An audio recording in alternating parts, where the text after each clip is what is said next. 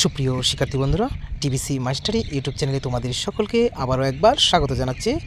তো আবার চলে এসেছি তোমাদের মাঝে তোমাদের পার্ট 2 অংশ নিয়ে, অর্থাৎ যারা তোমরা মাধ্যমিক পরীক্ষা দিচ্ছ 2024 সালের। তো তোমাদের যে মডেল কোয়েশ্চেন পার্ট 1 পূর্বের ভিডিওতে উত্তরগুলি বলে দিয়েছি।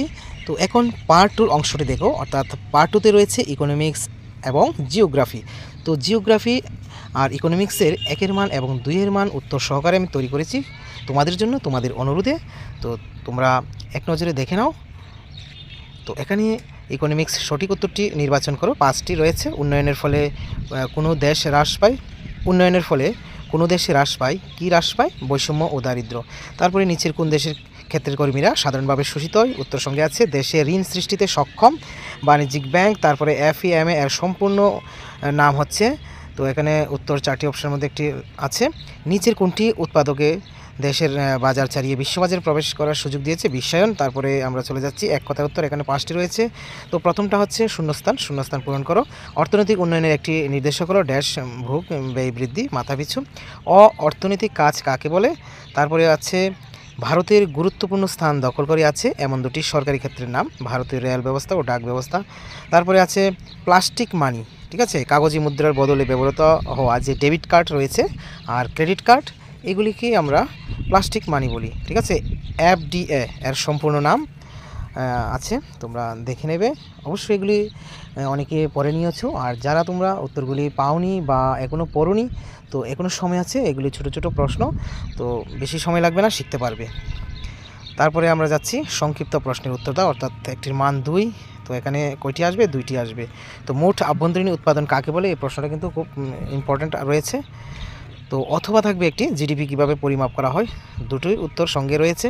তারপরে ডাঙ্কেল প্রস্তাব কি, ঠিক আছে, তো এগুলি দেখে নেবে।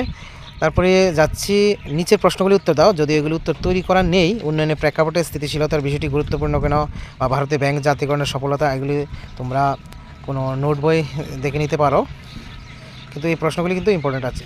তো এই হচ্ছে তোমাদের ইকোনমিক্সের 1-এর মান এবং 2-এর মান, ঠিক আছে। এবারে চলে যাচ্ছি আমরা জিওগ্রাফি। তো এখানেও 20 নম্বর। তো 4টি বিষয় রয়েছে তোমাদের, 4টি ভাগে 20 করে 80 নম্বর থাকবে। তো এখানে জিওগ্রাফির 1-এর মান এবং 2-এর মান উত্তরগুলি তৈরি করা আছে, তোমরা দেখে নাও। সঠিক উত্তরটি বেছে নাও। 5 নম্বর থাকবে জোয়ার ভাটা শক্তি নিম্নলিখিত কোন প্রকার সম্পদ নয়? উত্তরটির সঙ্গে আছে ভারতের মোট জাতীয় আয়ের মধ্যে কৃষিকাজ থেকে আসে। তারপরে বন সংরক্ষণ আইন প্রণয়ন করা হয়। তারপরে ভূমজলের অতি ব্যবহার ভবিষ্যতে কী ধরনের সমস্যা দেখা দেবে? তারপরে এখানে দেখো 1 এবং 2 উভয়ই, অর্থাৎ জলপিটের উচ্চতা হ্রাস আর আর্সেনিক দূষণ, দুটোই হবে এটার উত্তরটা। তো 19 নম্বরটি দেখো কোন শহরে মেট্রো নামে পরিচিত? বেঙ্গালুর। তারপরে যাচ্ছি আমরা এক কথায় বা একটি বাক্যে উত্তর দাও। এখানে 5টি থাকবে। 5 নম্বর ফনা কাকে বলা হয়? তারপরে আছে শূন্যস্থান পূরণ করো। ভারতের বৃহত্তম পারমাণবিক বিদ্যুৎ কেন্দ্রটি হলো, তো উত্তরটা সঙ্গে রয়েছে। তারপরে রাজস্থানের বিকানির জেলায় বৃষ্টি জল কী নামে পরিচিত? কাকে ভবিষ্যতের শক্তি বলা হয়? রজ্জুপথ পরিবহন ব্যবস্থা কি, ঠিক আছে। তারপরে যাচ্ছি 2-এর মান, যে পরীক্ষার জন্য 2টি থাকবে। আণবিক জ্বালানি কি? তারপরে রয়েছে পণ্যসূচক বলতে কি বোঝায়? তো এগুলি হচ্ছে মডেল কোয়েশ্চেনের সম্পূর্ণ ইকোনমিক্স এবং জিওগ্রাফির উত্তর।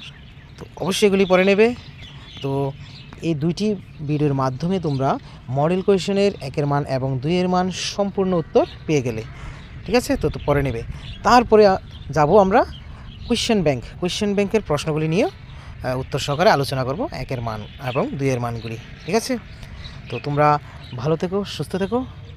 যদি তোমরা কেউ এই চ্যানেলে এখনও নতুন আছো, অবশ্যই তোমরা চ্যানেলটিকে সাবস্ক্রাইব করে পাশে থাকবে এবং পাশে থাকা বেল আইকন প্রেস করে দেবে এমন আরও নতুন নতুন ভিডিও পাওয়ার জন্য। তোমরা পাশে আছো বলেই আমি উৎসাহিত হই।